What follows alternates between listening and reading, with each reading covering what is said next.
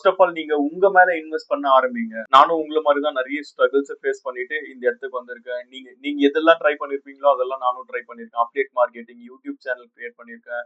Own clothing business build பண்ணிருக்கேன். அதுக்கான websites create பண்ணிருக்கேன்.